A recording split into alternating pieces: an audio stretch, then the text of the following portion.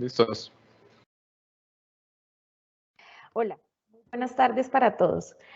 El Jardín Botánico de Bogotá, José Celestino Mutis, y en nombre de las directivas de nuestra institución en cabeza de la doctora Marta Liliana Perdomo y nuestra subdirectora científica, la ingeniera Claudia Alexandra Pinzón, les damos la bienvenida a todos al inicio de este curso titulado Conservación in vitro de orquídeas, que tiene como objetivo dar a conocer bases teóricas prácticas para la conservación in vitro de orquídeas. Este evento tendrá una duración máxima de 2 horas y durante el desarrollo de este evento los estaremos acompañando María Claudia, Nancy Mejía, Magda Bermúdez, quien les habla, y María Eugenia Torres. Asimismo, les informamos que pueden diligenciar sus inquietudes en la caja de preguntas y los invitamos a registrar su asistencia en el enlace enviado en el chat de preguntas para posteriormente enviar las memorias de este evento. Para el desarrollo de este evento del día de hoy, hemos invitado a uno de nuestros investigadores de la subdirección científica. Él es Camilo Andrés Cárdenas. Camilo es biólogo y magíster en ciencias biológicas con experiencia en investigación y docencia en biotecnología vegetal, principalmente en técnicas de cultivo in vitro aplicada al desarrollo de protocolos de propagación y el establecimiento de bancos de germoplasma bajo condiciones in vitro. A todos entonces les damos la bienvenida y a Camilo también para que puedas iniciar con este evento. Gracias. Ok. Hola, buenas tardes para todos. Magda, ¿me confirmas si estás viendo la presentación? Ya está compartida. Dame un segundito a ver. Listo, ya la estamos viendo. Gracias. Para confirmar que está activa. Ya está activa, Camilo. Perfecto. Entonces, buenas tardes para todos. Como lo mencionó Magda, en esta oportunidad pues, desde el Jardín Botánico de Bogotá, vamos a hacer un taller, una charla, un curso relacionado con las técnicas de cultivo de tejidos vegetales aplicadas a la conservación in vitro de orquídeas. Desde la subdirección científica, pues contamos con el Banco de Germoplasma in vitro, el Jardín Botánico de Bogotá, en el cual pues conservamos una gran diversidad de orquídeas, principalmente de Bogotá y la región, y con la cual desarrollamos investigación y algunas actividades de propagación, establecimiento de protocolos y principalmente pues la colección in vitro de orquídeas nativas de Bogotá y Cundinamarca. La sesión pues se abordarán algunos puntos claves. Inicialmente pues realizaremos unos conceptos básicos de biotecnología, de cultivo de tejidos vegetales. Determinaremos cuáles son los aspectos a tener en cuenta para un laboratorio de cultivo in vitro, determinar las composiciones de los medios de cultivo, la preparación de un medio de cultivo. Luego realizaremos una sesión de preguntas y continuaremos ahora sí con las técnicas, bueno, con algunas de las técnicas de cultivo de tejidos vegetales aplicadas a la conservación de orquídeas. Abordaremos principalmente la micropropagación, la inducción del crecimiento mínimo y la encapsulación de protocolos. Ok, entonces para iniciar es muy importante que pues tengamos presente el concepto de biotecnología como tal. Inicialmente este concepto estaba determinado como aquellas técnicas, como aquellos procesos en los que pues, se utilizaban los organismos vivos o partes de ellas para producir una amplia variedad de productos. Este era el concepto básico que se tenía para esta disciplina. Sin embargo, recientemente, bueno, ya hace unos años también, en el 2015, pues se propuso un concepto un poco más amplio en el que se incluyó algunos aspectos.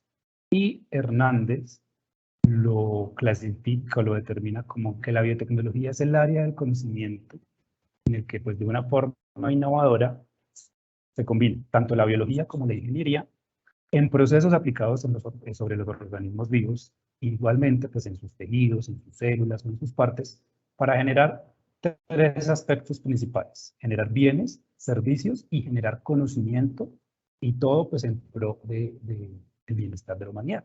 Este es un concepto muy amplio que se diferencia del primero en el sentido de que se parte del hecho de que la generación de conocimiento también es un plus para promover el bienestar de la humanidad. Entonces, en ese orden de ideas, primero, hay una clasificación general en cuanto a los tipos de biotecnología. Inicialmente se contaba con la biotecnología azul, la biotecnología roja, la verde y la blanca, pero pues con el pasar de los años se ha ampliado esa clasificación. Ahora tenemos 9 tipos de biotecnología.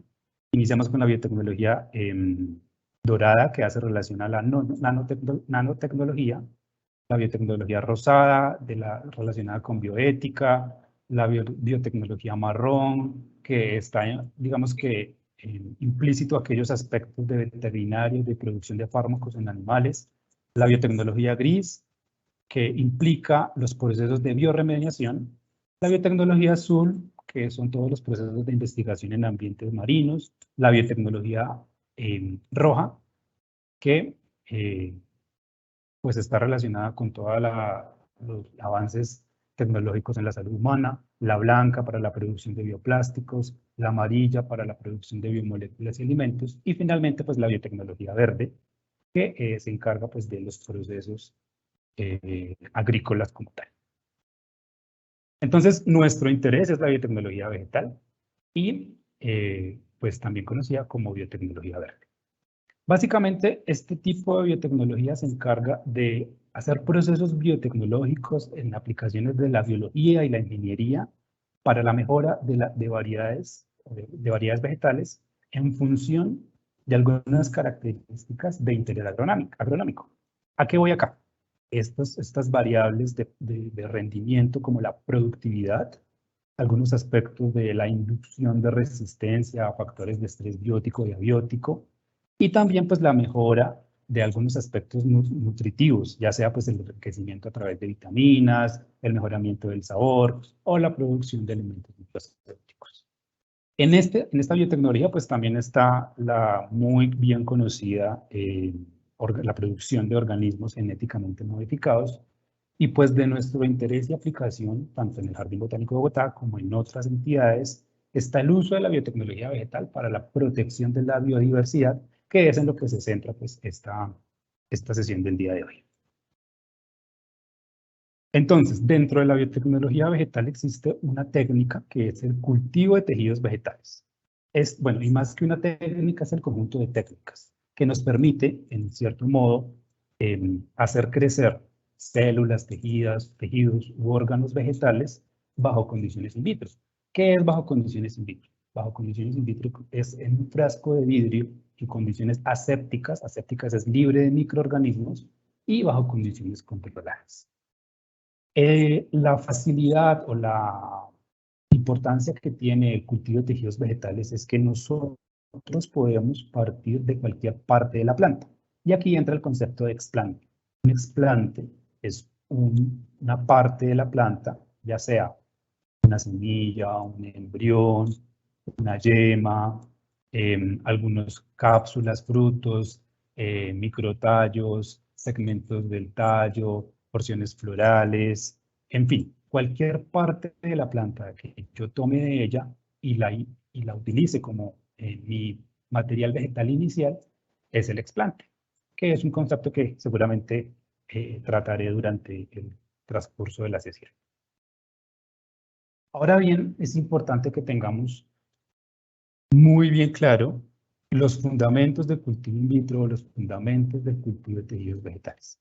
Y ellos son 3. Principalmente tenemos el balance de reguladores de crecimiento vegetal, que más adelante lo abordaremos, la totipotencialidad celular y los procesos de diferenciación y rediferenciación. Pero vamos a abordar el concepto de totipotencia celular. Y este concepto está relacionado con la capacidad que tienen las células, no solo las células vegetales, también las células animales lo tienen, de generar un órgano completo, un organismo completo, a través de procesos de división. Entonces, esa capacidad que tienen las células para desarrollarse, para reproducirse y formar un organismo completo, se llama totipotencialidad celular.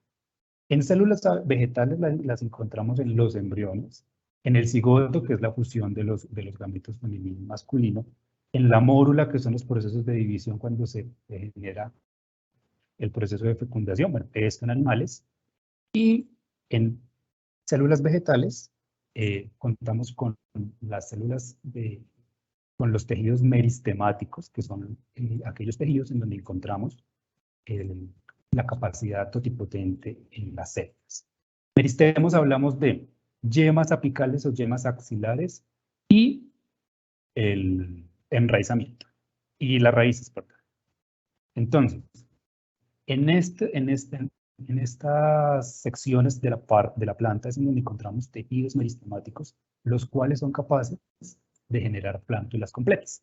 Entonces, si yo tomo mi explante a partir de raíces, a partir del tallo o a partir de yemas, y lo cultivo en un medio, lo siembro, perdón, en un medio de cultivo, tendré la capacidad de generar una plántula completa. ¿Por qué? Porque las células vegetales meristemáticas tienen esa capacidad de totipotencia celular. El proceso de diferenciación y rediferenciación está íntimamente relacionado con los procesos con la capacidad totipotente. ¿A qué vamos? Que no solo los tejidos meristemáticos como los ápices o las puntas radiculares tienen esa capacidad de regeneración, sino que gracias a las técnicas de cultivo de tejidos vegetales yo puedo extraer una porción de flor, una porción de hoja, una porción de tallo, una porción de flor, la siembro en un medio de cultivo en el cual yo la reprogramo y puedo generar un nuevo individuo vegetal, siguiendo todo el proceso de formación de un embrión vegetal. Y ese embrión vegetal pues va a formar una planta completa. Entonces aquí tenemos aplicado el concepto de totipotencia celular, la cual gracias a esa capacidad de formar órganos completos, pues yo puedo extraer de cualquier parte de mi planta una porción de tejido y inducir la formación de embriones, que son las primeras formas que se desarrollan durante el proceso de crecimiento vegetal y posteriormente pues en una planta completa. Aquí tengo una gráfica que es bien interesante para que podamos recordar aquellas vías de Herrera-Dahlgren en donde están implícitos los conceptos de totipotencia y de diferenciación y rediferenciación. Entonces, como lo decía, esto es una hoja de la cual podemos tomar un explante y vamos regenerando desde la formación del embrión tipo torpedo y hasta el acorazonado y posteriormente una plántula completa. También tenemos la vía en la que esa porción de tejido lo que genera es una masa celular no diferenciada o también conocida como callo, de la cual se regeneran o se producen embriones, que son aquellos primordios de plántulas completas. También tenemos la vía en la que, pues a partir de la plántula completa, se regenera directamente el embrión de la hoja, se regenera el embrión, no de una porción de la hoja, sino de la hoja y en una parte de ella se regenera el embrión, o que en esa partecita pues se genera un callo del cual, pues nuevamente, embriones y plántulas completas. Ahora tenemos los reguladores de crecimiento que son el tercer fundamento del cultivo in vitro. Y pues son varias los reguladores de crecimiento, principalmente pues aquí vamos a reconocer algunas, entre ellas digamos que son las que más conocidas y que digamos que facilitan los procesos de crecimiento bajo condiciones in vitro. Entonces inicialmente tenemos las auxinas, que son aquellas hormonas de crecimiento que se encargan de los procesos de enraizamiento y elongación de tallos. También tenemos las citoquininas, que son aquellos reguladores de crecimiento que se encargan de los procesos de regeneración y producción de yemas. El ácido giberélico, que es una hormona de crecimiento que se encarga de los procesos de germinación, aunque también es utilizada en la inducción de la floración. Y el ácido abscísico y el ácido y el etileno, que no son reguladores de crecimiento, fitohormonas propiamente dichas, sino que son inhibidoras de algunos procesos fisiológicos en las plantas, pero que pues también controlan pues los procesos morfofisiológicos de crecimiento vegetal. está el ácido abscísico, que se encarga que frecuentemente se encuentra cuando no se produce la germinación de semillas. Generalmente se da porque hay un aumento en el ácido abscísico, y el etileno, que digamos que genera algunos procesos de maduración vegetal. Entonces tenemos ahora las ventajas de cultivo in vitro. ¿Por qué es importante hacer cultivo in vitro? No solo en orquídeas, sino en diferentes especies. Primero que todo, porque podemos inducir una propagación masiva, porque podemos obtener altas tasas de proliferación, es decir, que yo puedo propagar masivamente mis plantas en un periodo corto comparado con las condiciones naturales, que yo puedo producir una planta libre de virus, es decir, que si una planta yo identifico que tiene un contaminante virídico, lo que hago es hacer una técnica que no la vamos a abordar hoy, pero que pues se puede inducir la limpieza del material vegetal. Bajo condiciones in vitro, pues tenemos el control de los factores nutricionales, ya sea reguladores de crecimiento, luz y temperatura, que son los que regulan pues el crecimiento de la planta. No dependemos de los ciclos estacionales, no importa si es temporada seca o época de lluvia. Y es muy importante porque se utiliza para la clonación y la propagación de plantas que son difíciles de propagar vegetativamente, de forma natural. Sin embargo, pues tenemos algunas desventajas. Bueno, y más que desventajas, son como algunas limitaciones que hay que tener en cuenta. Primero, pues que para hacer cultivo in vitro, la persona o las personas que lo hagan deben tener capacidad y experiencia. Algunos métodos de los que se aplican pues son métodos laboriosos y principalmente que son específicos para cada especie. Es decir, que se hace un procedimiento y se ajusta para la especie Cattleya, o se ajusta para la Cattleya trenae, o para un Psyllium luteum purpureum, o para Cyrtophyllum revolutum, en fin. El proceso es específico para cada especie. Otro aspecto a tener en cuenta es que posiblemente, que es un riesgo, pues que no ocurre generalmente, pero pues hay que tenerlo presente, es que pues se produce un fenotipo mutante que no es el que se requiere, y pues hay un incremento en ese tipo de fenotipos. Y finalmente, pues que la producción de este tipo de material pues es costosa y es especializada con relación a los procesos de propagación normal y de propagación tradicional. Bien, entonces ahora vamos a abordar sobre qué es un laboratorio de cultivo in vitro y aquellas áreas que debe tener ese laboratorio. Entonces, son áreas destinadas específicas para hacer propagación in vitro. Principalmente tenemos la área de preparación de medios en el que contamos pues con equipo de pesaje, ya sea una balanza analítica, una balanza de peso deslizante o una gramera, como algunas personas lo conocen. Elementos para hacer la medición de volumen, ya sean probetas, vasos de precipitado, pipetas, frascos de vidrio, Erlenmeyer, en fin.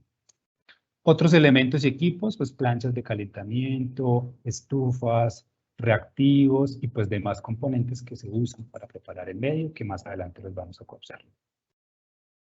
Área de lavado y esterilización, que pues principalmente lo que tiene que tener es un fregadero o un lavavajillas.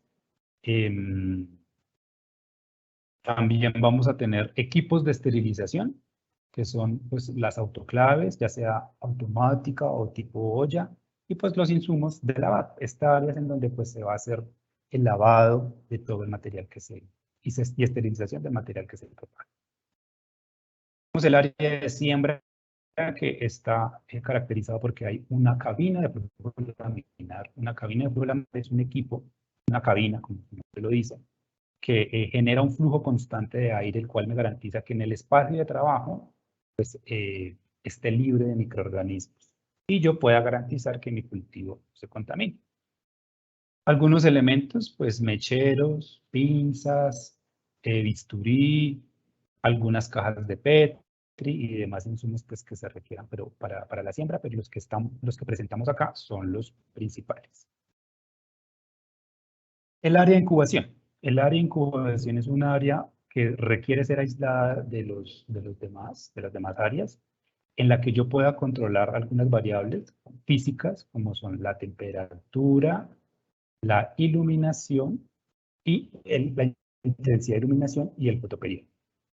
Básicamente es un área en el que yo disponga de estanterías, los cuales me suministren o que tengan el suministro de luz LED para, pues para poder realizar esos procesos de crecimiento de las plantas.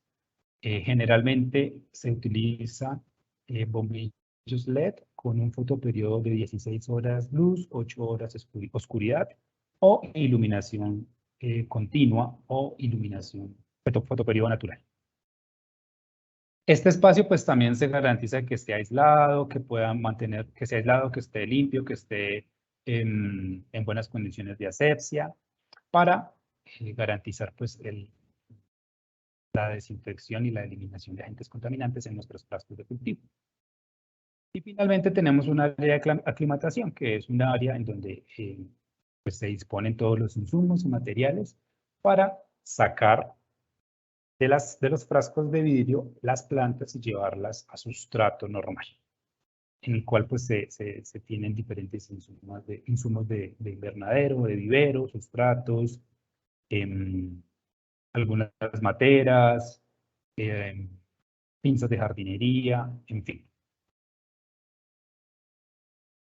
Ahora vamos a hablar sobre el medio de cultivo, porque es lo que nos interesa. El medio de cultivo es ese componente, es ese aspecto fundamental que permite que la planta crezca bajo condiciones in vitro. ¿Y esto cómo se hace? Porque el medio de cultivo es un conjunto de elementos los cuales me garantizan el crecimiento de las plantas bajo condiciones in vitro. ¿Y de qué consta el medio de cultivo? El medio de cultivo consta de macro y micronutrientes, que son elementos mayores y elementos más menores, como el nitrógeno, el fósforo, el potasio, el molibdato, el hierro, el boro, que son elementos que las plantas en condiciones naturales necesitan para sobrevivir, pero que pues nosotros, en cultivo in vitro, podemos adicionar, podemos hacer una solución con este tipo de elementos, de micro y macronutrientes, para facilitarle a la planta ese crecimiento vegetal. Tenemos los carbohidratos, que son la fuente de energía principalmente para que la planta crezca y que es uno de los elementos que la planta requiere en mayor concentración, que es generalmente usamos la sacarosa o la sucrosa. Las vitaminas como el ácido nicotínico, la tiamina, la piridoxina, que son elementos que también requiere la planta para propagar, para garantizar su crecimiento de forma natural, pero que requieren menor concentración, al igual que los aminoácidos. También tenemos los reguladores de crecimiento, que son estos componentes que, como su nombre lo indica, me permiten regular el crecimiento de la planta bajo condiciones in vitro. También tenemos el soporte inerte, porque esto es una solución, pero yo requiero pues, que la planta no quede nadando, porque no todas las plantas son acuáticas, sino que tenga un soporte en el cual pues, pueda adherir sus raíces. Este soporte inerte pues está constituido por un agente gelificante, generalmente es el agar-agar, el cual pues lo que me hace es dar esa consistencia coloidal en medio de cultivo o gelatinoso para que la planta pues pueda crecer y pueda desarrollarse plagitrópicamente. Otros componentes y aspectos que hay que tener en el cultivo de tejidos y en el medio de cultivo, pues es el pH, que es un factor físico-químico que me permite regular los procesos de crecimiento. En cultivo in vitro generalmente utilizamos un pH entre 5.6 y 5.8. Sin embargo, hay unas especies que requieren pH más ácidos. Está el carbón activado, que es un agente antioxidante, al igual que el ácido ascórbico y el ácido cítrico, para inhibir esos procesos de fenolización o de tiolación que tienen algunas de las especies vegetales, como las orquídeas. Listo. Aquí tenemos entonces algunos los componentes de un medio de cultivo y su fórmula química y la cantidad de los principales elementos que requiere un medio de cultivo.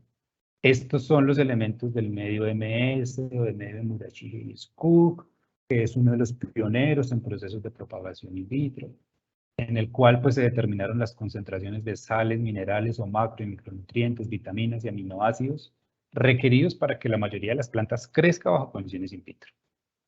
Sin embargo, hay algunas variaciones de este medio. Tenemos el medio WPM, que es el medio, digamos que seleccionado para especies leñosas. Tenemos el medio, igual que el QLP, el GD, el WH, el Hussey-Stacy y el Atkinson. Y tenemos también medios específicos para orquídeas como el Knudson, que digamos que tienen formulaciones específicas para propagar este tipo de especies. Aunque existe, digamos, la posibilidad de hacer estas preparaciones individuales, es importante que ustedes tengan presente que también existen estas formulaciones ya preparadas.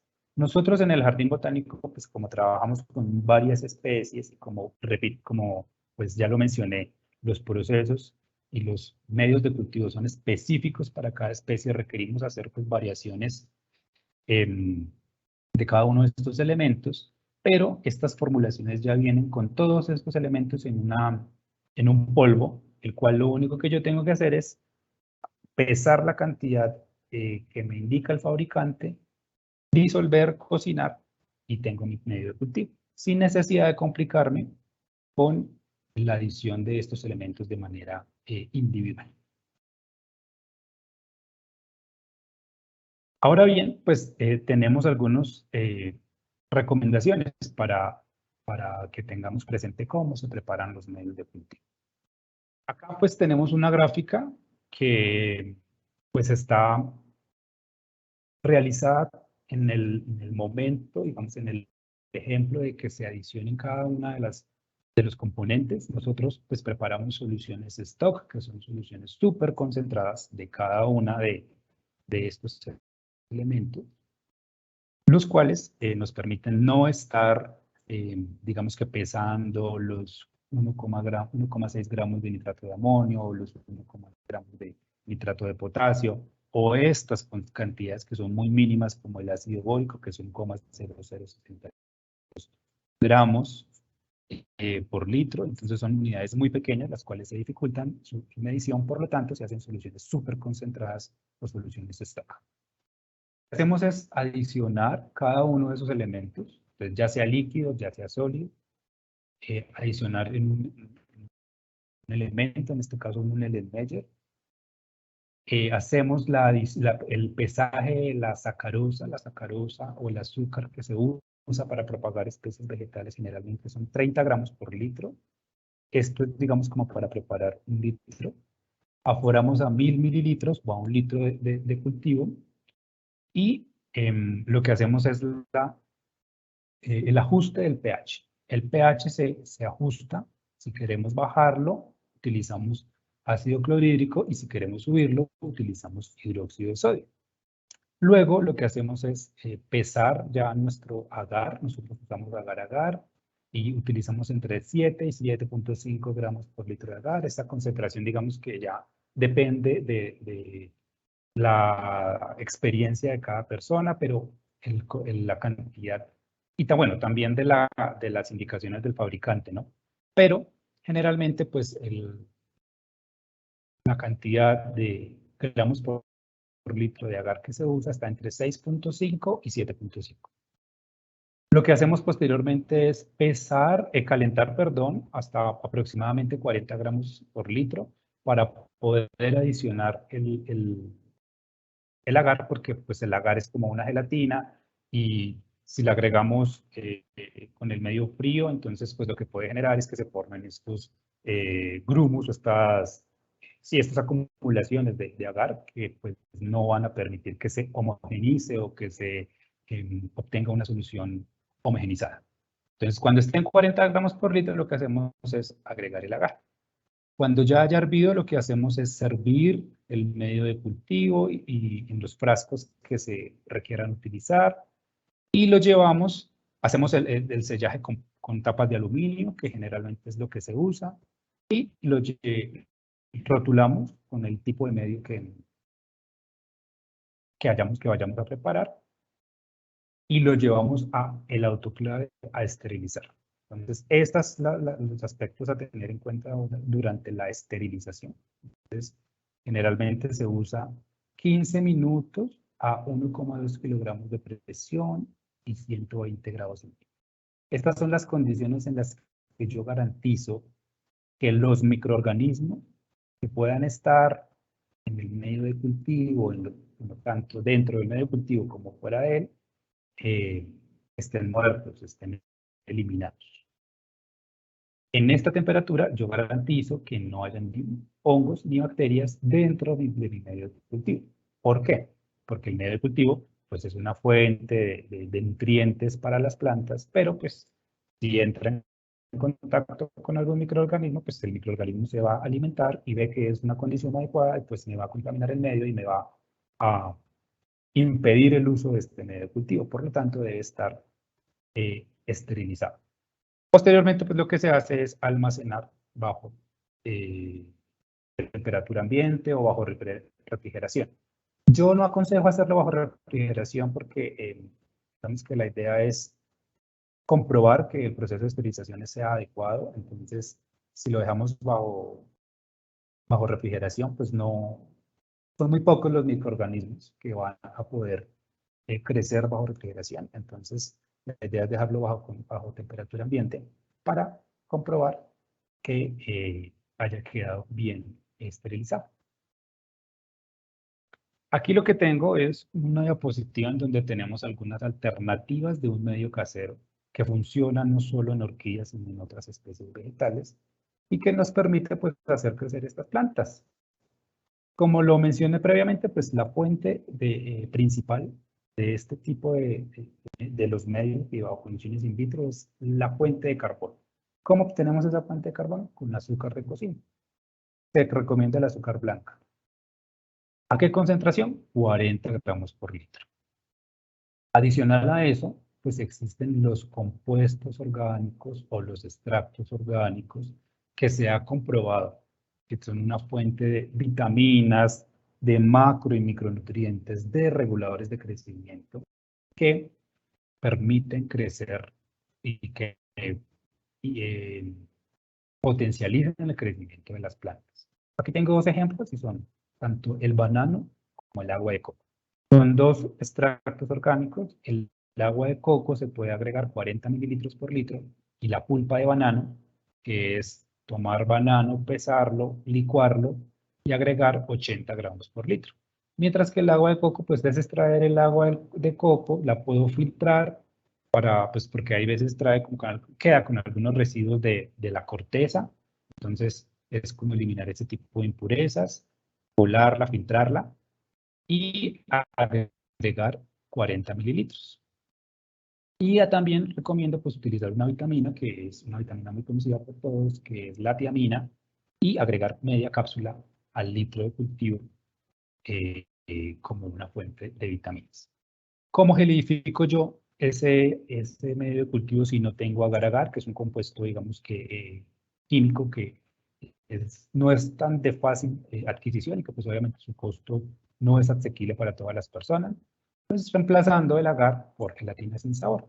Y se recomienda 60 gramos por litro, que, si no estoy mal, equivale a una caja de 4 sobres de gelatina sin sabor. Y se hace la preparación del el medio, siguiendo, pues, digamos, como las indicaciones de cómo se puede preparar una gelatina sin sabor. Lo único es que el agua que yo uso para disolver estos elementos, pues es un agua con estos componentes. El tipo de agua que puedo usar puede ser agua microfiltrada o agua pura, digamos que en condiciones de laboratorio para garantizar como la respuesta se hace es con agua destilada o agua microfiltrada, pero el agua pura, el agua de botellón puede funcionar porque pues el agua destilada es un poco costosa. Nuevamente, entonces, como lo mencioné, almacenar mínimo 48 horas para que yo compruebe que el proceso de esterilización pues, se haya adecuado. Listo, entonces, hasta aquí pues tengo una sesión de preguntas. No sé, Magda, si tenemos preguntas.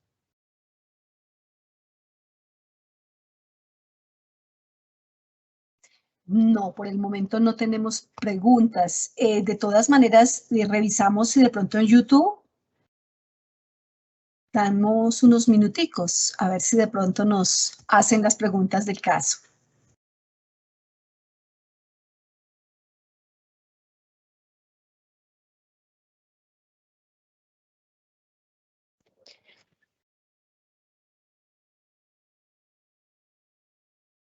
Parece que todo ha estado supremamente claro porque no tenemos.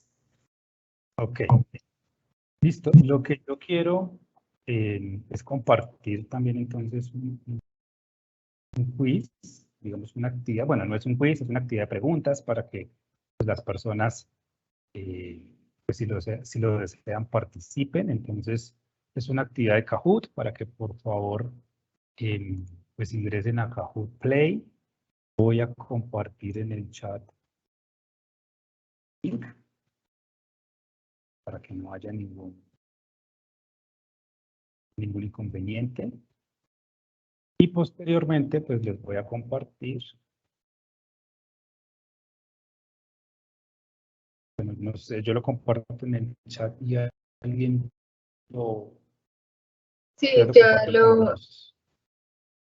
ya lo comparto en el chat de todas las personas. Hay dos preguntas, Camilo, si quieres las hacemos. Ok, listo.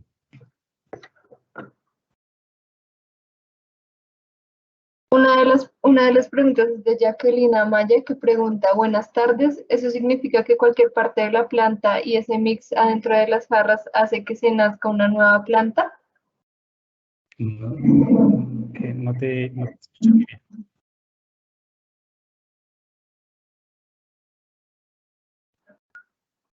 No te escuché bien, María. ¿Aló? ¿Me escuchas? Sí.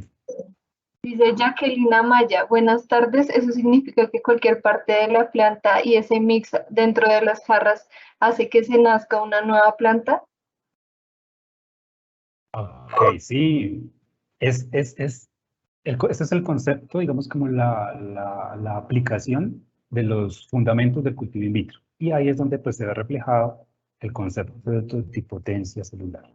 Entonces, las células vegetales, solo hablo de las células vegetales porque yo de células animales sé muy poco, pero de las células vegetales tienen esa capacidad de que si yo extraigo una parte de tallo, una parte de hoja, una parte de la flor, una parte de la raíz, y la siembro, la cultivo en un medio de cultivo con el mix de componentes, de macro y micronutrientes, de reguladores de crecimiento, puedo regenerar una planta completa.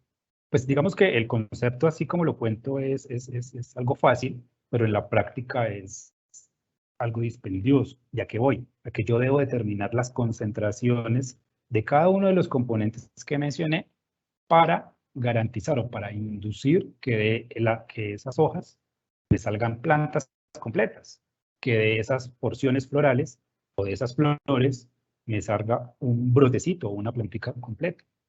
Es una actividad dispendiosa que pues no es de fácil consecución, porque la idea es que yo juegue con las concentraciones de cada uno de los elementos, pero es posible y es el fundamento del cultivo de tejidos vegetales.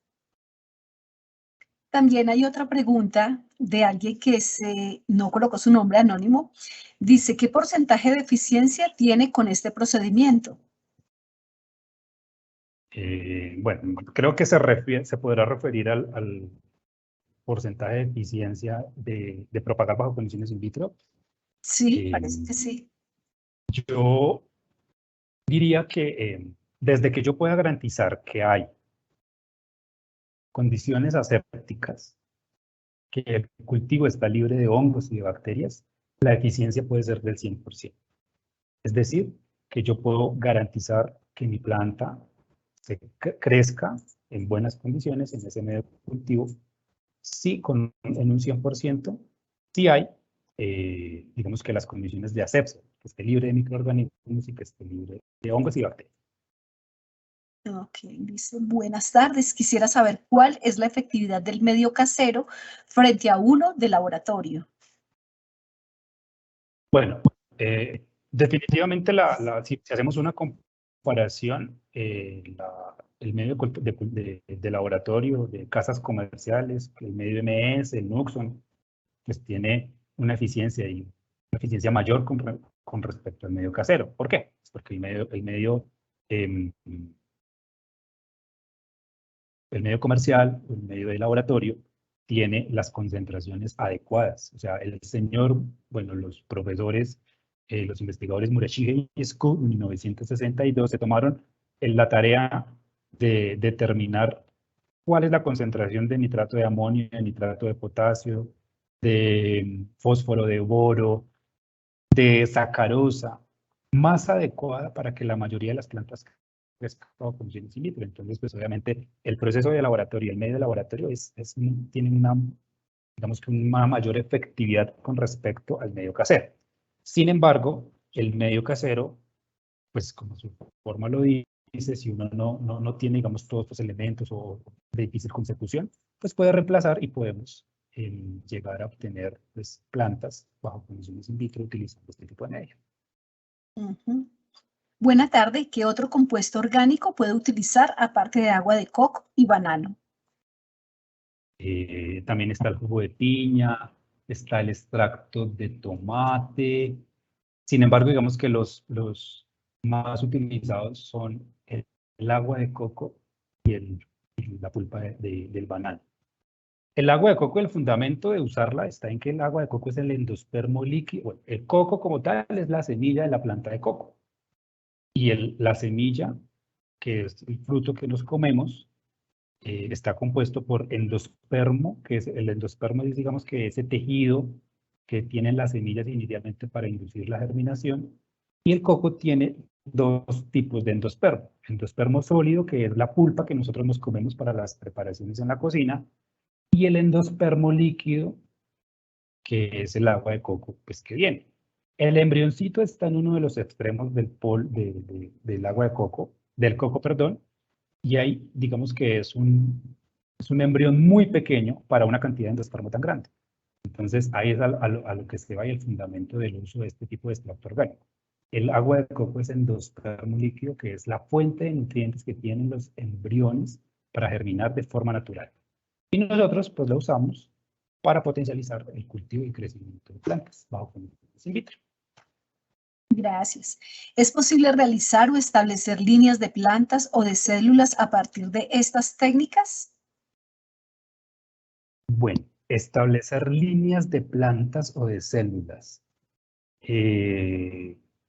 Digamos que debe referirse al proceso de propagación o de producción de líneas élite, creo, si es así con relación a la pregunta. Pues digamos que hasta ahora estamos viendo, digamos, como el proceso de propagación tradicional, digamos, los conceptos básicos, pero sí es posible, digamos, que el cultivo de tejidos vegetales, lo que uno hace, y digamos que uno de sus usos inicialmente era en el área agrícola, en la producción de organismos élite. Entonces sí es posible. Juan Pablo Gómez Yarse dice, ¿nos puede repetir, por favor, cómo producir el extracto de banano? ¿Se puede enriquecer aún más ese medio con otros vegetales mezclándolos? Bueno, pues yo hablo desde la experiencia que hemos nosotros realizado en el jardín y desde la literatura. Entonces, principalmente, pues está la pulpa de banano, ya sea verde o maduro.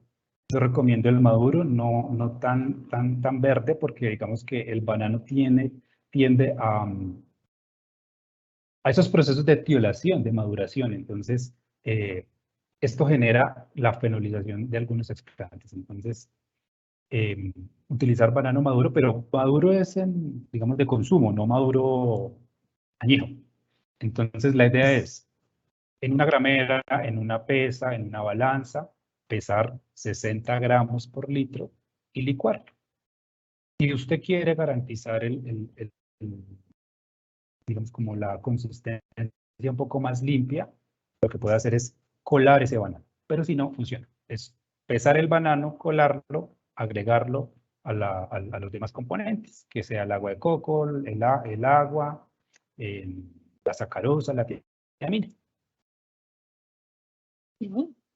¿Es posible conseguir con el jardín botánico cápsulas de orquídeas para propagación in vitro?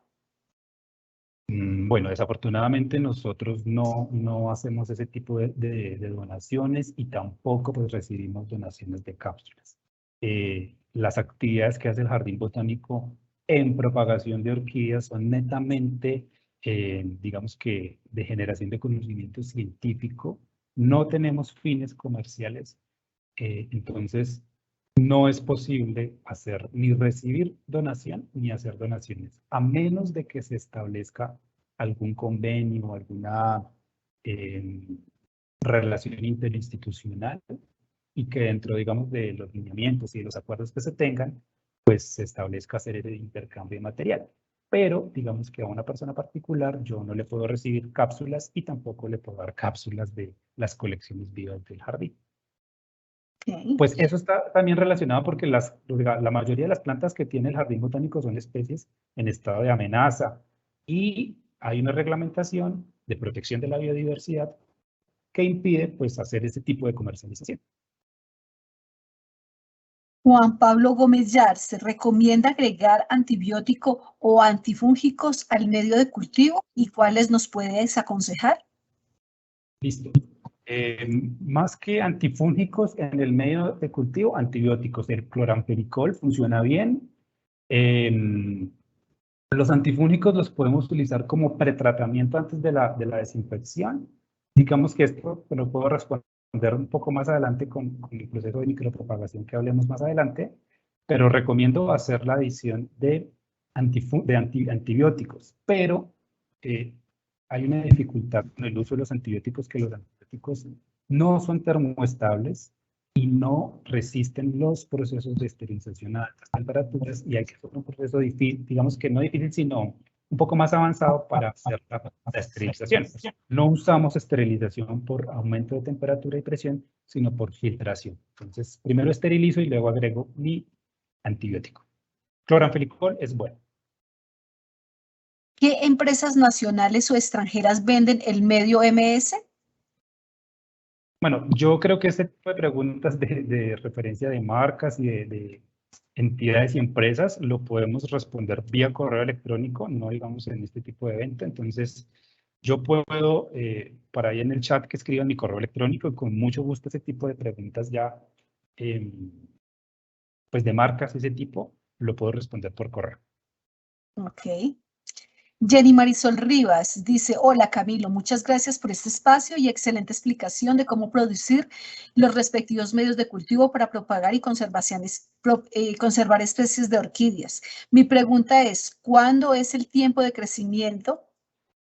¿Cuánto es el tiempo de crecimiento de una orquídea dependiendo la parte de la planta que se escoja para propagar? Súper interesante esa pregunta. Y está porque muchas personas que de pronto conocen el tema o que saben algo de propagación in vitro, pues saben que los procesos son un poco demorados, pero hay que tener muy presente que la única alternativa para propagar de forma sexual las plantas de orquídeas es a través de la germinación de las semillas. Las personas que tienen viveros o que hacen propagación en su casa o en su jardín de orquídeas lo hacen de forma vegetativa. Y de forma vegetativa es mediante la individualización de pseudobulbos o de esquejes.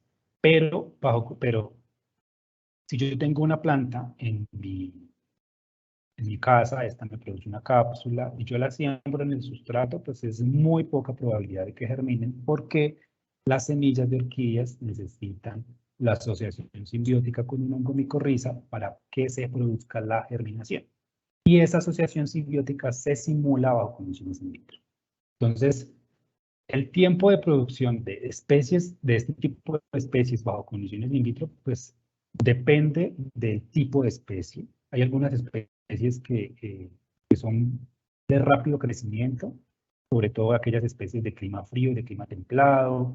Algunos epidendrum son de fácil crecimiento, es decir, que una vez yo tenga la germinación de mis semillas, puedo hablar de entre 9 y 10 meses de obtener plántulas completas.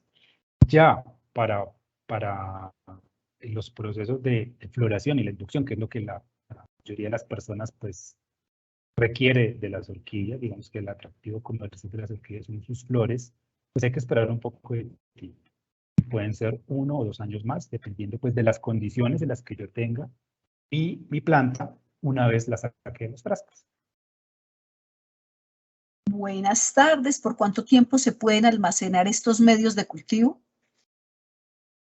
Bueno, el almacenamiento de medios de cultivo se recomienda que no sean más de 8 días porque, pues digamos que con el pasar del tiempo los componentes nutricionales del medio pues se van descompensando y pues ya no van a tener la efectividad. Claro que si yo lo almaceno con disminución de temperatura, a refrigeración, pues puedo almacenarlo durante unos 15 días. Pero se recomienda que no pasen más de 8 días. Ok. Sara Villada dice, buenas tardes, quisiera saber qué tipo de tejido tiene prioridad. ¿Cuál es el mejor? Al iniciar el proceso de propagación in vitro desde material vegetal que no está en condiciones in vitro originalmente.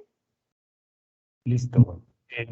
Esto lo podemos abordar, esta pregunta la voy a responder más adelante cuando esté hablando de micropropagación, pero digamos que de forma rápida puedo decir que las semillas son el explante digamos que primordial para establecer cultivos in vitro. Y si son anorquídeas, semillas extraídas de cápsulas cerradas, las cápsulas son los frutos de las semillas, que pues tiene la garantía de que sea asépticas. Perdón. ¿Cuáles son los nombres comerciales de las soluciones listas para usar? Digamos que bueno, las soluciones listas para usar podemos buscar por el medio MS, el medio WPM, el medio QL, el medio Nuxon, y la casa comercial, pues usted le dice, necesito medio MS para orquídeas, le ofrece el medio MS para orquídeas. Necesito el medio Nuxon para germinación de orquídeas, le ofrece Nuxon para germinación de orquídeas. ¿El Jardín Botánico tiene algún convenio con el SENA para desarrollar procesos de investigación? Bueno, pues digamos que en este momento desconozco si hay un convenio específico o un convenio de alianza estratégica con el SENA. Esa pregunta de pronto sí la quedo debiendo, de pronto si el equipo de fortalecimiento y acreditación me colabora, pero pues no sé. Pero sí No, sé Camilo. algunas de los... Qué pena contigo. Digamos, No, efectivamente en este algunos, momento no tenemos con el SENA ningún convenio. Sí, ok, sí, creía que la respuesta iba por ese lado, pero digamos que sí puedo decir que lo que sí hacemos nosotros es recibir estudiantes practicantes para que desarrollen su etapa práctica, su formación práctica, por lo menos en nuestro laboratorio, y pues hagamos procesos de investigación en conjunto. Okay. ¿Para esterilizar en casa se puede realizar en baño María? Lo que pasa es que el proceso de esterilización lo que implica es que se aumente la temperatura hasta 120 grados centígrados. Entonces, digamos que baño de María es muy difícil. La temperatura de ebullición del agua creo que es 80 grados, entonces no alcanza a garantizar el proceso de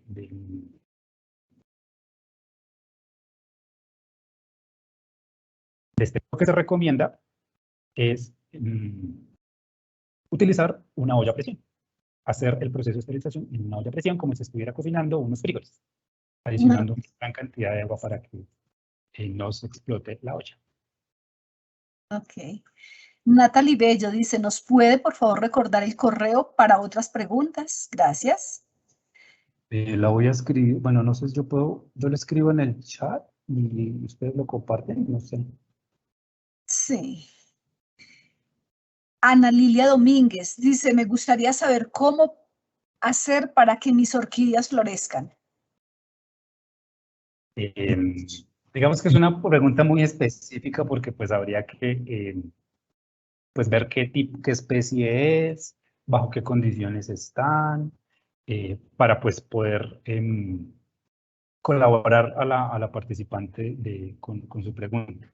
Pero lo importante es que, digamos, pues en el Jardín Botánico tenemos también el equipo de colecciones vivas y el equipo de propagación tradicional de orquídeas que nos puede colaborar. Entonces le recomiendo a ella pues que nos escriba al correo de científica o al correo del jardín y podrían darle una asesoría, digamos, como más específica, teniendo en cuenta pues la especie y las condiciones en que tiene la planta. Bueno, yo creo que ya por este lado no tenemos más preguntas. María Claudia y Magda, ¿tenemos más preguntas por el lado de Face y de YouTube? Hay una pregunta, pero creo que ya la han solucionado. Es de Lucas Navío. Buenas tardes. ¿Es mejor utilizar gelatina sin sabor? Si es medio casero, la gelatina de sin sabor funciona bien, pero el procedimiento más adecuado es utilizar agar-agar o agar bacteriológico.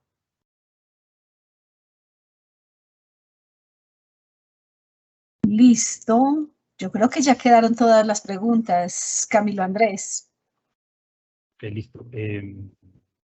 Vamos a hacer rápidamente el juego de Kahoot. Ya como me preguntaron, entonces ahora yo voy a preguntar cómo estamos. Entonces yo compartí, para que ingresen las personas en su explorador en cualquier parte, sea en su computador o en su celular, perdón.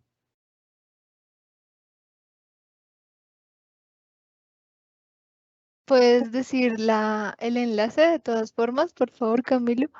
Sí. Ya, por el chat les compartí el enlace de Play Kahoot. Sí, Y es ahora voy a kahoot.it. y les voy a compartir ahora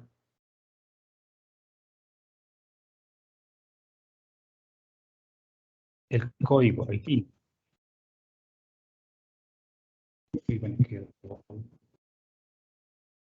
El PIN es 1971558.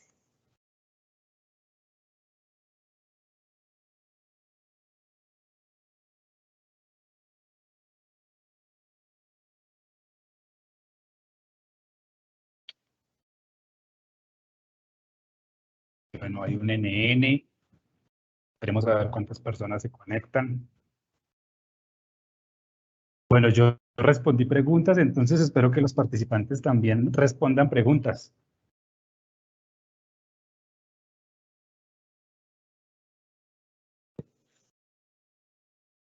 Va Laura. Para las personas que quieren acceder, en el navegador buscan Kahoot, KAHOOT.it, y ahí les va a pedir un código que es el 1971558. Y acá en la pantalla lo estoy compartiendo. ¿Están viendo la pantalla? Sí. Sí. Okay, me dice.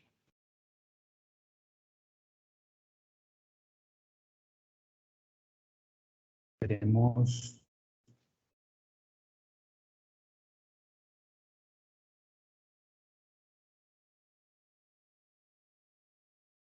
y aquí, Manu, tenemos 2 en 1. Son solo 6 preguntas, es básico, es muy básico. Entonces, yo creo que empecemos, ¿cierto? Entonces, vamos a empezar.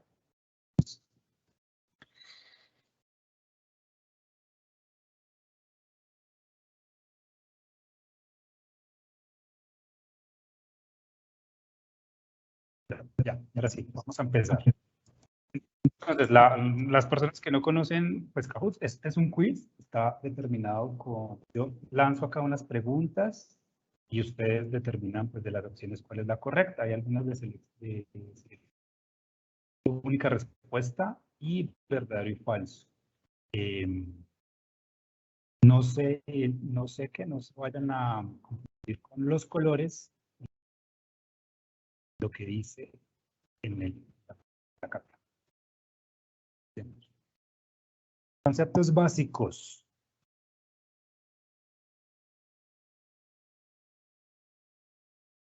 La biotecnología que se encarga del estudio de las plantas para la generación de conocimiento, productos y servicios es triángulo azul, rombo verde, círculo blanco y cuadrado rojo. Una respuesta. Tenemos 30 segundos. 9, 8, solo dos respuestas, 3. Creo que alcancen. 4. Uy, se confundieron con el color. Era la biotecnología verde, que estaba de color azul y nadie obtuvo la respuesta correcta. Entonces, la biotecnología verde es la que se encarga de los procesos agrícolas y los procesos de producción de organismos vegetales para la generación de bienes, servicios y conocimiento. Siguiente. ¿Verdadero o falso? CTB, que es cultivo de tejidos vegetales. Técnica que permite el crecimiento de células, tejidos u órganos bajo condiciones asépticas y controladas. ¿Verdadero o falso? Azul verdadero, rojo falso. ¿Qué es el cultivo de tejidos vegetales? La técnica que permite el crecimiento de células, tejidos u órganos bajo condiciones asépticas y controladas.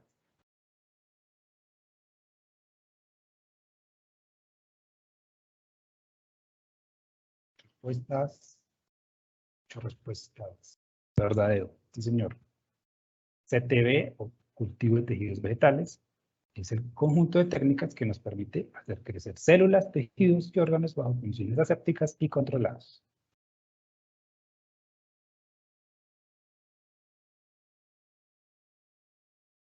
Tercera pregunta. ¿Cuáles son los fundamentos del cultivo de tejidos vegetales? Reguladores de crecimiento, totipotencia celular, de diferenciación y rediferenciación, todas las anteriores. Está fácil.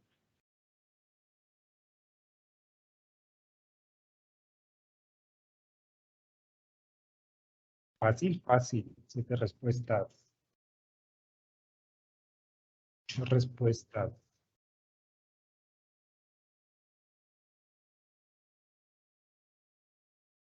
Todas las anteriores. Recuerden, son 3 fundamentos del cultivo de tejidos vegetales. Primero es el balance de reguladores de crecimiento. Segundo, digamos que la capacidad de totipotencia celular que tienen las células vegetales y los procesos de diferenciación y rediferenciación. Entonces, la respuesta correcta era la verde, cuadrado, todas las anteriores.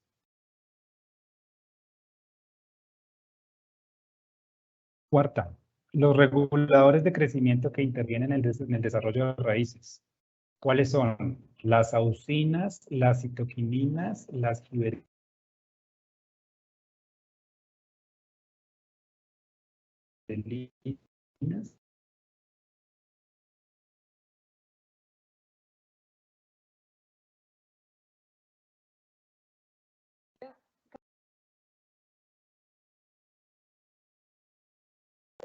Hola, ¿me escuchas?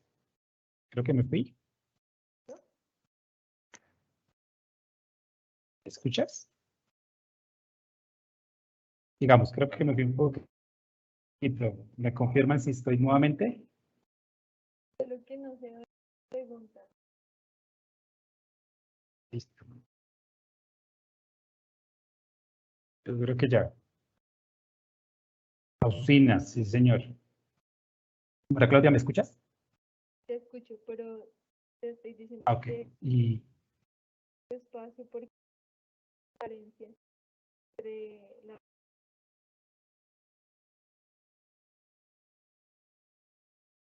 continuamos. ¿Quieren continuamos? Y estoy compartiendo la pantalla, ¿ven la pantalla? Sí, se está viendo la pantalla. Entonces, siguiente, verdadero o falso. Quedan dos nomás. ¿Las giberelinas son las hormonas de crecimiento que estimulan los procesos de germinación de semillas? ¿Verdadero o falso? ¿Qué hacen las giberelinas?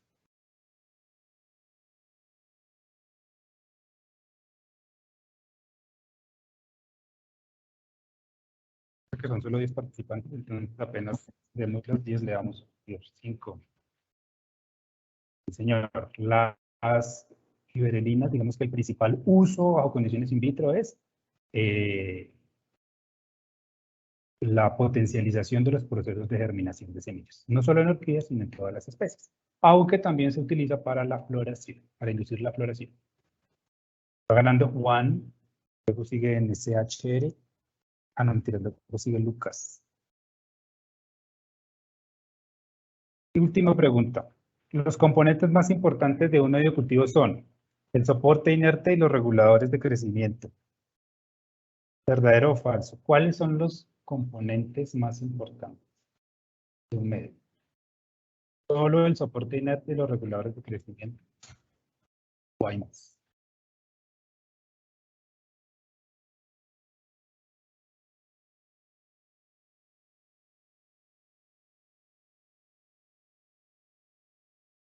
Última pregunta.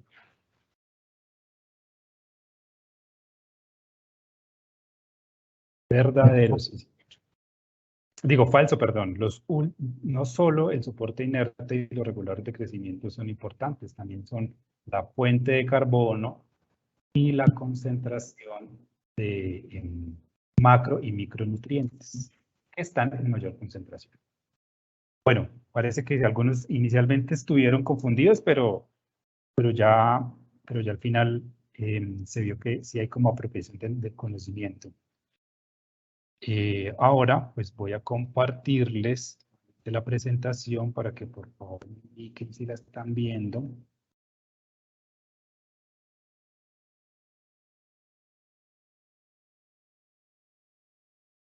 Creo que me demora un poco porque se fue la conexión.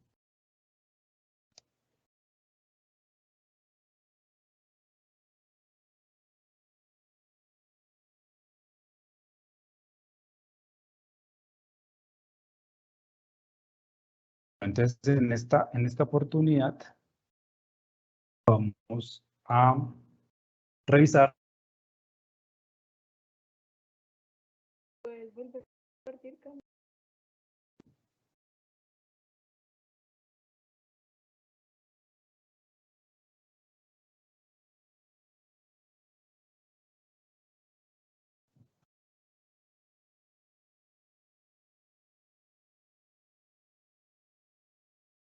Demorada la conexión.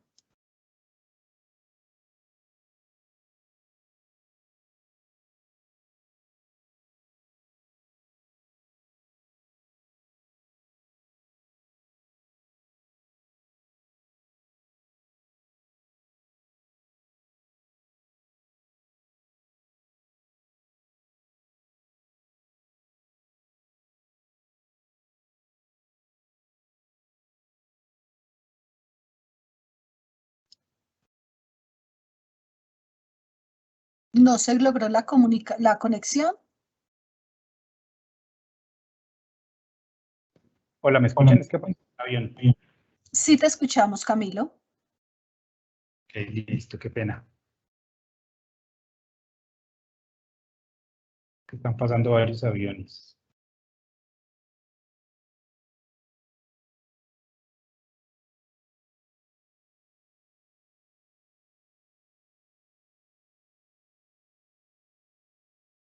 Vamos a hablar sobre algunas de las técnicas de cultivo de tejidos aplicadas a la conservación de orquídeas. Entonces voy a compartir nuevamente pantalla.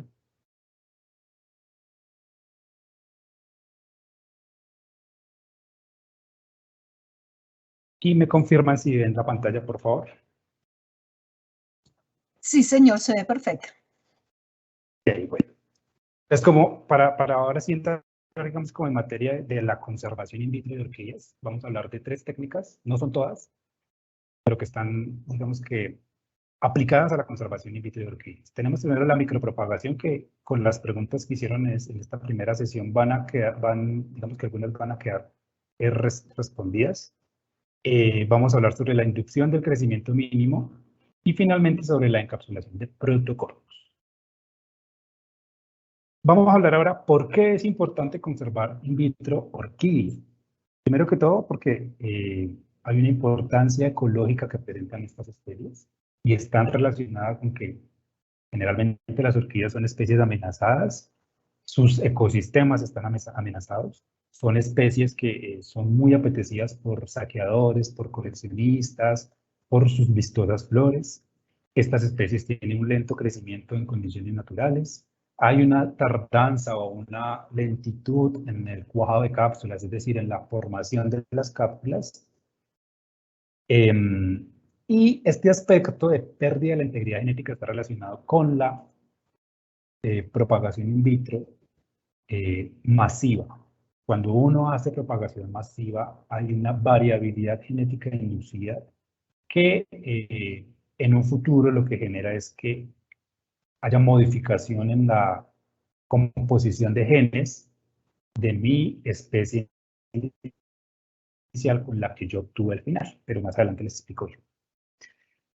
Básicamente, entonces, hablando de la micropropagación, es una de las digamos que de las técnicas más conocidas en cultivo in vitro. Está relacionada con el desarrollo de 5 etapas enumeradas de la 0 a la 4, la cual iniciamos con la selección de la planta madre, luego el establecimiento in vitro, que está la asepsia, la germinación y la formación de protocormos, la multiplicación, el enraizamiento y la aclimatación. Vamos a abordar cada una de ellas de forma rápida. Selección del explante. ¿Qué es? Pues que yo vaya a mi plantica y colecte o revise la planta donadora o seleccione la planta donadora de la cual yo voy a extraer mi explante.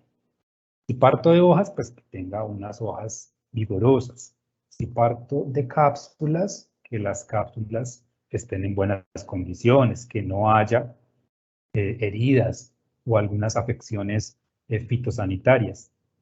Eso se garantiza cuando yo mantengo en condiciones adecuadas de vivero y en crecimiento activo, pues mi planta donadora. Lo importante es que si hay buenas condiciones fitosanitarias y fisiológicas, y pues por lo tanto voy a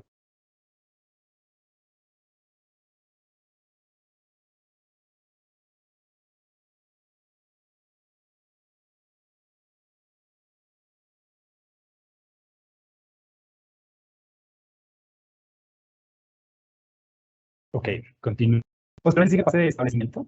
La fase de establecimiento está determinada por procesos de escarificación, en el que, pues, digamos que en orquídeas no se da mucho, pero hace parte de la fase, y es principalmente, pues, someter algunos agentes, ya sea mecánicos, químicos, pues las semillas, para eliminar algunos agentes desinfectantes.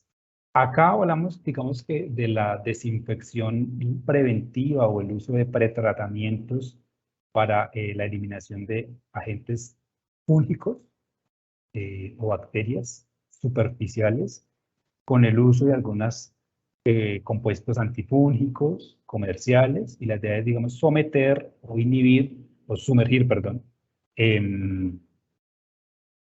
la cápsula en esta solución desinfectante o eliminante de hongos y bacterias durante un tiempo prolongado para aumentar digamos que los porcentajes de desinfección.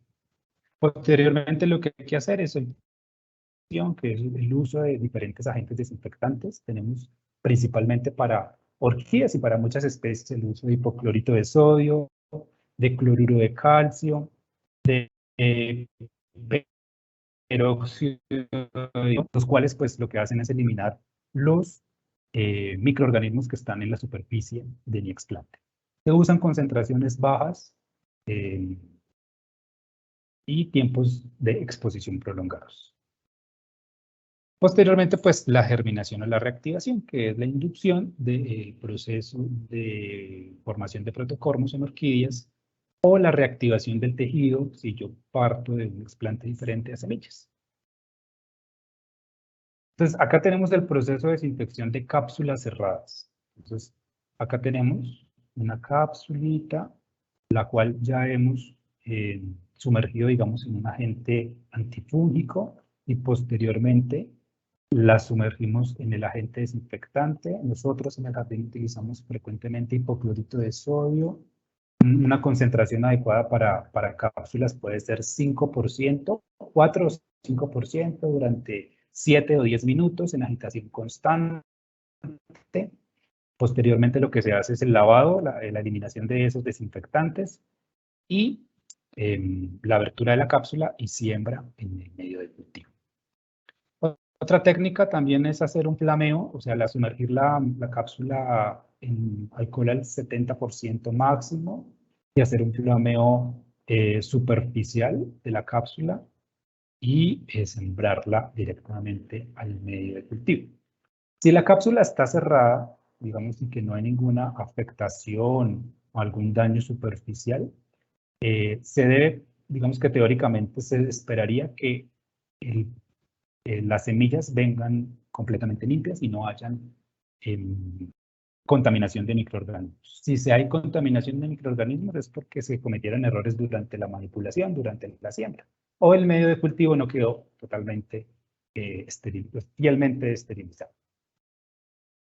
Por eso es que solo basta con hacer un flameo superficial de la cápsula, no por tiempo, por exposición prolongada, porque si no, pues cocinamos las semillas y lo que hacemos es, pues, dañar su viabilidad. O cuando se tienen cápsulas abiertas, lo que se hace es, hay dos alternativas, es elaborar un sobre en el cual introducimos una cantidad muy pequeña de semillas o utilizar una jeringa normal, puede ser de 5 o 10 mililitros. Quitamos el émbolo e introducimos una mota de algodón en la base y hacemos presión hacia abajo, de tal forma de generar un tapón con el algodón. Quitamos nuevamente el émbolo e introducimos las semillas. La idea es que en el espacio entre la mota de algodón y el émbolo, pues queden las semillas. Y yo, posteriormente, lentamente, con la ayuda de la aguja, puedo absorber mi solución desinfectante. ¿Qué utilizamos? Hipoclorito de sodio también, o peróxido de hidrógeno, o cloruro de calcio. Sin embargo, es que el peróxido de hidrógeno es mucho más corrosivo que el hipoclorito de sodio. Digamos que el hipoclorito de sodio también es corrosivo, pero durante tiempos de exposición muy prolongados. En cambio, el peróxido de hidrógeno tiene un efecto instantáneo cuando se utiliza a altas concentraciones, que de una vez empieza a degradar los tejidos. Entonces, por eso se recomienda una concentración muy baja. Acá recomendamos 2% hipoclorito de sodio o el limpiador que utilizamos en la casa al 2% durante unos 3 o 5 minutos. Y lo que se hace es absorber y expulsar esa solución durante varias veces para garantizar la asepsia de las semillas. Posteriormente lo que se hace es, si alcanzan a visualizar acá en la fotografía, la siembra de las semillas en el medio de cultivo. Ahora, acá observamos la germinación de las semillas. Acá lo vuelvo y repito, las semillas de las orquídeas carecen de endospermo, porque no tienen una fuente de nutrientes que le permita crecer. Por lo tanto, hay que hacer este tipo de técnicas. Lo que se espera en la germinación de las semillas es que se forme el protocormo. El protocormo, que es esta estructura que está en la figura, en la fotografía inferior izquierda, es la primera estructura que se forma cuando la semilla germina. ¿Qué pasa? La semilla se hincha porque absorbe nutrientes y forma esta estructura que es el protocormo. En la parte inferior van a estar los rizoides, que son como los vestigios de raíces, y el protocormo, que son los vestigios de las hojas. Ese protocormo pues va a seguir su desarrollo, su elongación, hasta formar plantulitas muy pequeñas. Posteriormente viene la etapa de multiplicación. En la etapa de multiplicación lo que se hace es usar concentraciones altas de citoquininas para inducir la formación de brotes axilares. Lo que se hace acá es individualizar los brotes axilares y pues inducir el crecimiento. Hay aquí algo que tener en cuenta, es que el número de subcultivos, es decir, cada vez que yo subcultive o siembre esos explantes, es decir, mi plantica, la siembro en un nuevo medio y nuevamente a los 3 o 4 meses en otro medio y nuevamente otro medio, pues eso afecta la estabilidad genética de las especies y el vigor. Es decir, que se va a disminuir el vigor, no voy a, o sea, con el pasar de del tiempo yo no voy a obtener las mismas plantas vigorosas. Hay una tasa de proliferación, es decir, que no se van a producir los mismos brotes iniciales pues, al final de su cultivo 11 por lo menos. Y pues principalmente la estabilidad genética, a lo que me refiero con la integridad genética, es decir, que van a haber cambios genéticos en los regenerantes que se den en el subcultivo 11 con relación al subcultivo 1 o al explante inicial del cual yo tomé mis semillas. Por eso lo que se recomienda es no hacer subcultivos tan seguidos, sino más bien utilizar frascos grandes en los que la planta pues crezca adecuadamente. Esto para fines de conservación. Para fines de propagación masiva no interesa, porque lo que uno quiere es propagar masivamente y lo que se hace es inducir el proceso de propagación, haciendo subcultivos sucesivos con mayor frecuencia. Pero en fines de conservación no. Finalmente, la fase de enraizamiento, que es utilizar medios con altas concentraciones de auxinas, aumentar la fuente de carbono, es decir, a mayor concentración de azúcar o de sacarosa, pues puedo potencializar el crecimiento de raíces y también pues usar frascos grandes para que la planta pues que tenga más espacio para crecer y produzca un sistema radical vigoroso y un sistema aéreo también muy vigoroso. Luego sigue la fase de aclimatación. Esta etapa, digamos que no se ve mucho en conservación in vitro, ya es, digamos, como la propagación de esta especie, de micropropagación, pero la menciono, que lo que se hace es sacar las plantas de los frascos y ponerlas en un sustrato adecuado en el cual ella crezca. El éxito de este tipo de técnicas es reducir la humedad relativa de forma gradual y aumentar la intensidad de forma paulatina y progresiva. Un aspecto importante que debemos tener en cuenta para que a los asistentes les quede, digamos que presente, es que bajo condiciones in vitro las condiciones de humedad son muy altas, llegando hasta el 85-90% de humedad relativa. Y los procesos de fotosíntesis y respiración celular están totalmente reducidos. O sea, pues no es que no haga fotosíntesis la planta, porque si no, no estaría verde, pero pues como nosotros le suministramos los nutrientes, le damos las condiciones adecuadas a la plantica, pues ella no se esfuerza en hacer fotosíntesis de forma, digamos que normal, y por lo tanto, pues sus estomas, que son las dos células que participan en el proceso de respiración y de fotosíntesis, pues están inactivos. Por lo tanto, lo que hay que hacer es una reducción de la humedad, es, digamos, en la transición de condiciones in vitro a ex vitro de forma paulatina y progresiva, para no estresar tanto a la planta. ¿Por qué? Porque digamos que las plantas cambian de una condición heterótrofa, o sea, nosotros los humanos, los animales, somos organismos heterótrofos que no somos capaces de sintetizar nuestro alimento, pero las plantas naturalmente sí, ellas son algunos de los organismos que con esa condición autótrofa que pueden sintetizar su propio alimento. Pero en condiciones in vitro, esa condición está inhibida, está reducida. Por lo tanto, hay que hacer esa transición de forma paulatina y progresiva. ¿Qué se tiene en cuenta acá? Pues los tipos de sustratos.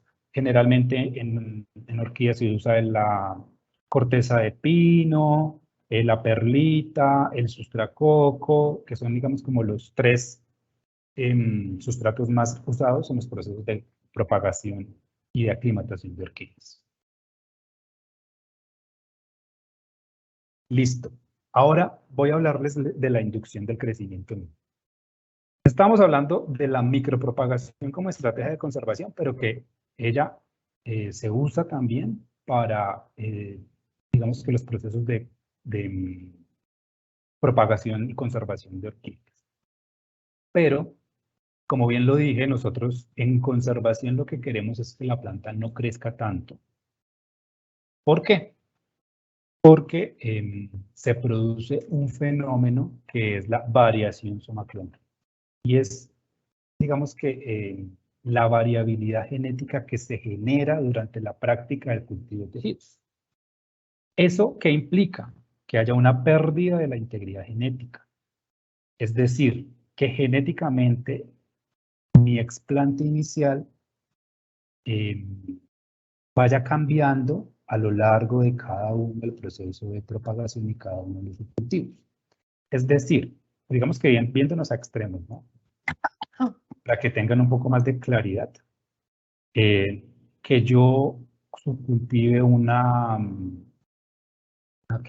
especie que se caracteriza por sus flores color blanquecino, no, más bien un rosado, un color rosado.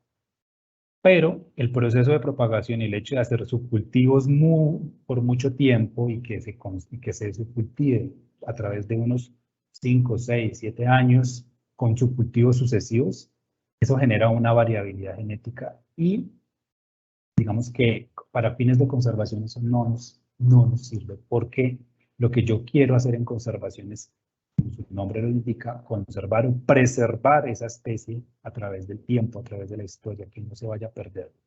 Entonces, lo que hacemos es para poder reducir ese riesgo de variación somaclonal, ese riesgo de variedad genética o la pérdida de la integridad genética de las especies, es la inducción del crecimiento mínimo. Es decir, disminuir los procesos de división celular y el metabolismo de la planta. ¿Para qué? Para que se incremente la longevidad de la planta bajo condiciones in vitro sin que se produzcan cambios genéticos. Esto lo que implica es no la detención de los procesos de crecimiento celular, sino la velocidad con la que ellos se dan. Es decir, que la planta crezca de una manera más reducida. Entonces lo que se hace es que la planta vaya disminuyendo su crecimiento sin que éste llegue a cero y pues la supervivencia también se mantenga. Obviamente, pues si una planta tiene poca fuente de nutrientes, pues va a disminuir su supervivencia porque la planta lo que requiere son nutrientes para sobrevivir. Pero digamos que la técnica permite estandarizarla y mantener esa supervivencia en porcentajes adecuados sin que se pierda pues la especie como tal a través del tiempo. ¿Cómo reducir la velocidad del crecimiento? Hay, digamos que tres alternativas que se pueden, digamos que fusionar. Primero, la modificación del medio de cultivo. Y básicamente es reducir el contenido de compuestos minerales o de compuestos de macro y de micronutrientes. Es decir, que si yo le agrego 1900 de nitrato de potasio, 1,9 gramos por litro de nitrato de potasio, yo le reduzco esa concentración cuando vaya a preparar mi medio para que la planta no crezca tanto. Le reduzco los macro y los micro nutrientes. Entonces, generalmente lo que se hace es reducir el contenido de minerales, ya sea a la mitad, a un cuarto, un tercio.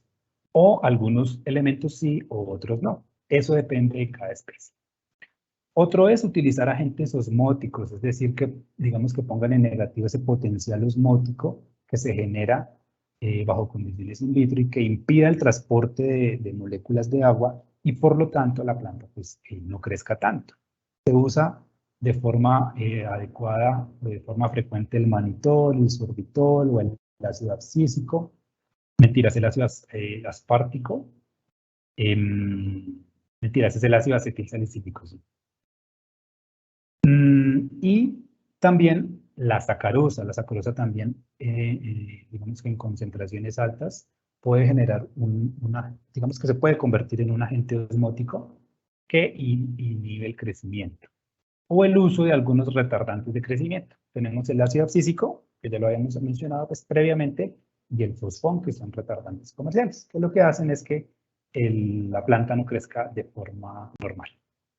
Otro aspecto es la temperatura, y básicamente es disminuir la temperatura. Ya sabemos que las especies vegetales, los microorganismos, pues a temperaturas muy bajas, pues inhiben su crecimiento, es decir, que su velocidad de crecimiento es menor.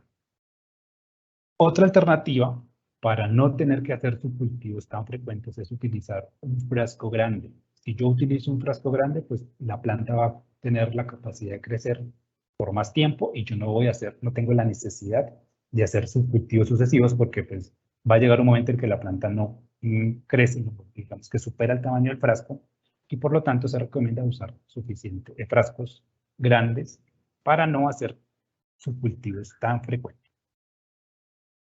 Acá tenemos, digamos que una fotografía de cómo es la inducción del crecimiento mínimo. Generalmente, digamos que hay unos cambios morfológicos en las plantas que se observan evidentemente, pues porque la planta no tiene todos los nutrientes necesarios para crecer y se caracterizan porque son plantas que tienen una estructura delgada, algunas tienen, digamos, como un aspecto clorótico, es decir, amarillento, o se genera el necrosamiento. Sus raíces también son muy delgadas y muy largas y no hay raíces adventicias. Entonces, esta es, digamos que una fotografía en la que podemos observar que sí, la planta está en un crecimiento lento, pero eso no quiere decir que se vaya a perder, porque a través del tiempo lo que se logra es que se disminuya la velocidad de crecimiento con el tiempo para que no tenga que hacer subcultivos tan sucesivos. Bueno, ahí tenemos hasta crecimiento mínimo. Ahora vamos a hablar de una técnica que se usa generalmente también para la conservación in vitro y hablamos de la encapsulación deshidratación de protocornos. Esto es la técnica base para la producción de semilla sintética, si alguna de ustedes lo ha escuchado.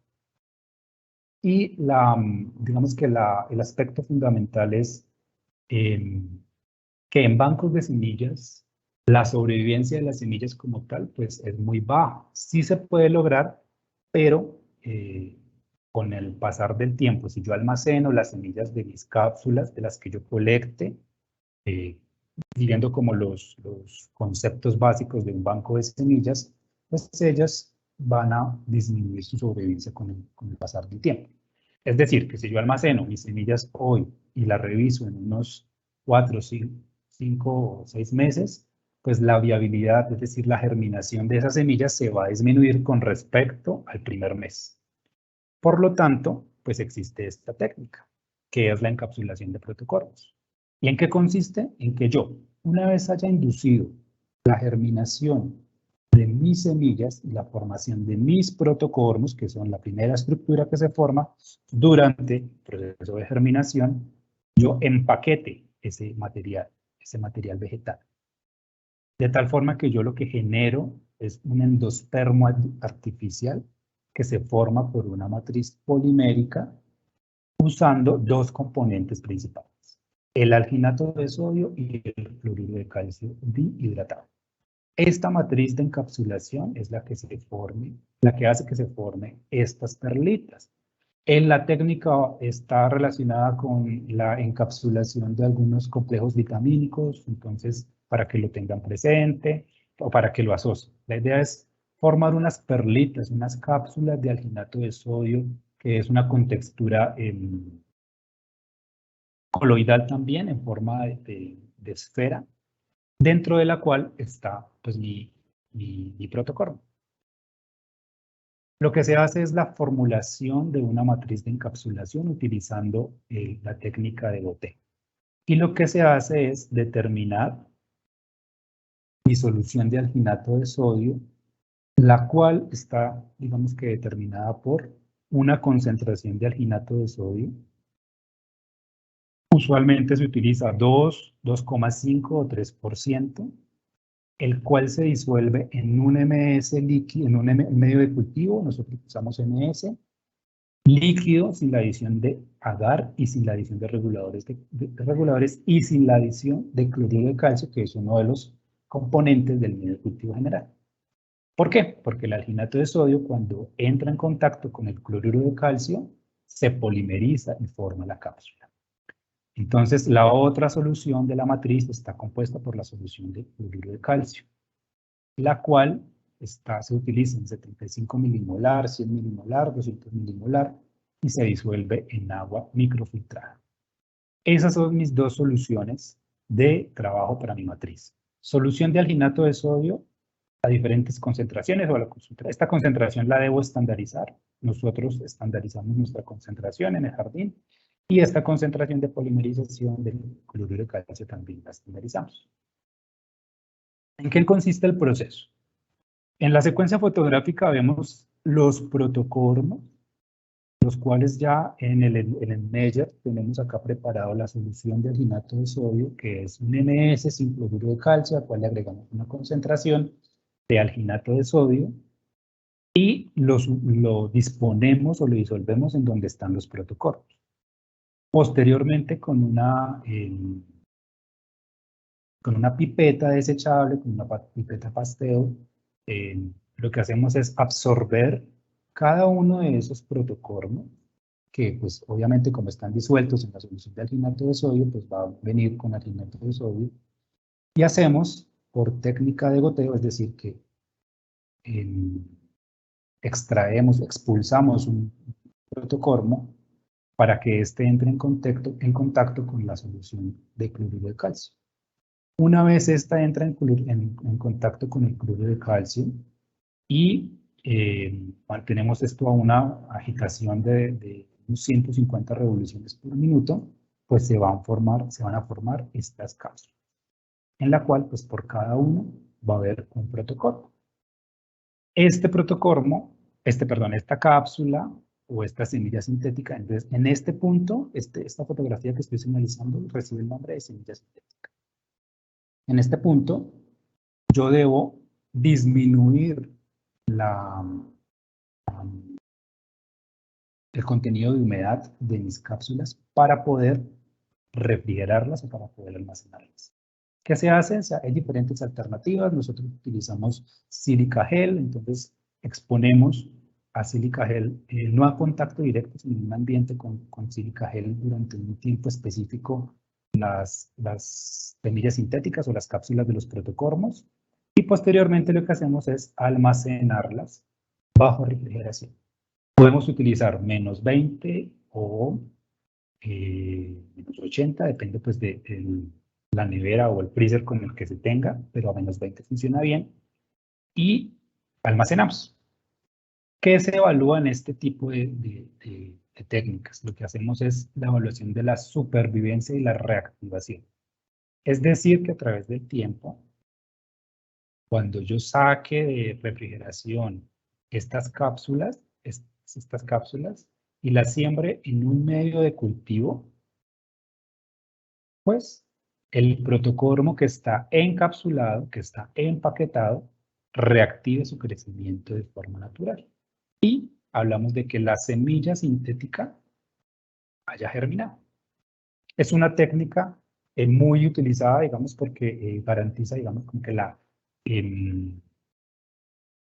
germinación de la semilla. Es decir, digamos, en banco de semillas, yo almaceno la semilla, pero no sé si esa semilla vaya a germinar, porque pues estoy almacenando una semilla.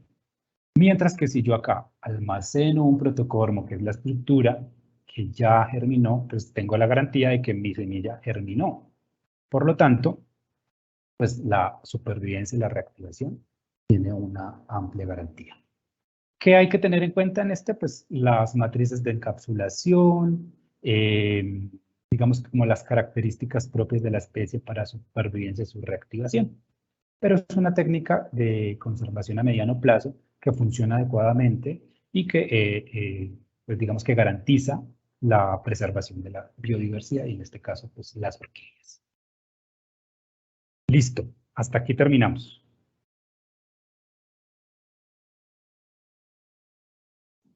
Bueno, Camilo Andrés, vamos a hacer las preguntitas. Tenemos una pregunta de Andrea Mondragón. Dice, ¿se le puede poner el agua al agua de riego de la orquídea vinagre? Al agua de riego. Bueno, digamos que esta es una pregunta como muy específica para propagación tradicional. No sé, digamos que desconozco el uso de vinagre para el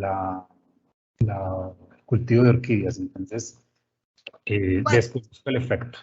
Cuando ella hizo esa pregunta, estabas en todo lo de la parte de descontaminación, de todo lo que estabas hablando acerca de cómo no se contaminaran con algunos patógenos. Ok, listo. Pues más que la planta como tal, la cápsula. O sea, hacer de pronto sí aspersiones que con una concentración diluida de vinagre, no el vinagre directo, sino disolver o diluir el vinagre. Y yo recomiendo el vinagre de manzana, que digamos que pasa por un proceso de fermentación un poco menos químico, entonces sería bueno utilizar una dilución y hacer una aspersión preventiva a la cápsula, pero cuando ya se haya formado la cápsula, no antes. Bueno, tenemos a Carolina Cruz. Dice, ¿todos esos elementos orgánicos se mezclan juntos o se ponen por separado? Sí, todos los elementos orgánicos se mezclan juntos. La idea es hacer un mix, como alguien lo mencionó en alguna de las preguntas, de todos los componentes para pues la preparación del medio de cultivo. Creo que de pronto se refiere a eso. Sí. Y dice, por favor, ¿pueden enviar el link para ver otra vez el video? Se me cortó en muchas ocasiones. Gracias. Bueno, no tenemos ninguna otra pregunta. De María Claudia y Magda, ¿tenemos alguna pregunta en Facebook o en YouTube?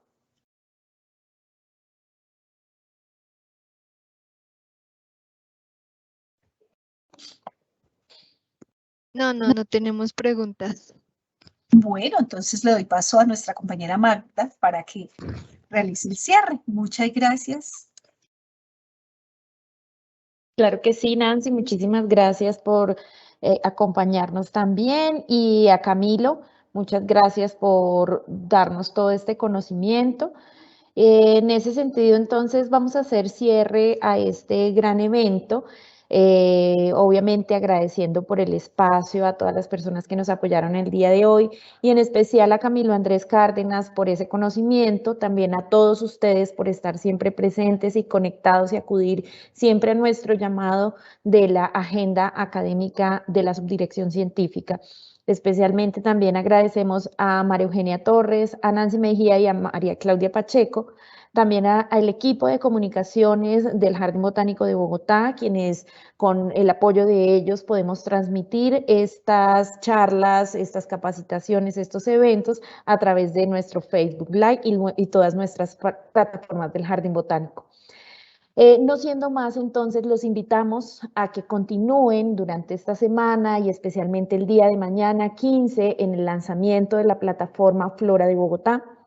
Esto va a ser un proceso bastante llamativo para todos ustedes que les gustan las plantas, en donde pueden encontrar, digamos, las plantas más importantes para nuestra región de los ecosistemas altoandinos y de páramos. Y en ese sentido, entonces, nos despedimos agradeciendo a todos nuevamente su participación. Hasta mañana, nos veremos nuevamente a las 2 de la tarde. Feliz día. Muchas gracias. Muchas gracias. Gracias a ustedes.